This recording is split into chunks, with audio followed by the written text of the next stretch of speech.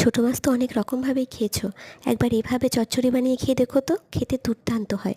এটা বানানোর জন্য প্রথমে আমি কড়াইয়ে কিছুটা সর্ষের তেল গরম করে তার মধ্যে আগে থেকে ধুয়ে লবণ হলুদ মাখিয়ে রাখা ছোটো মাছ ভেজে তুলে নিয়েছি। এবারে ওই তেলে সামান্য কালো জিরা, শুকনো লঙ্কা আর কাঁচা লঙ্কা ফোড়ন দিয়ে একটু ভেজে নিয়ে দিয়ে দিয়েছি একদম ছোটো করে কেটে রাখা আলু। সামান্য লবণ দিয়ে আলুটা একটু ভাজা ভাজা করে নিয়ে দিয়ে দিয়েছি কেটে রাখা পাকা টমেটো আর বেগুন। সামান্য লবণ হলুদ দিয়ে খুব ভালো করে ভেজে নিয়ে দিয়ে দিয়েছি পরিমাণ মতো গরম জল, খুব সামান্য গরম জল।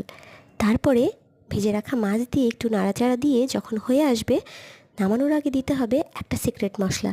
হ্যাঁ, এই মশলাটাই এর স্বাদ দ্বিগুণ বাড়িয়ে দেবে। এই মশলাটা হচ্ছে সামান্য কালো জিরা আর কাঁচা রসুন। হ্যাঁ, কালো জিরা আর কাঁচা রসুন একটু বেটে দিয়ে দিতে হবে নামানোর আগে, আর কিছুটা ধনেপাতা। ব্যাস, একদম রেডি। গরম গরম ভাতের সাথে দারুণ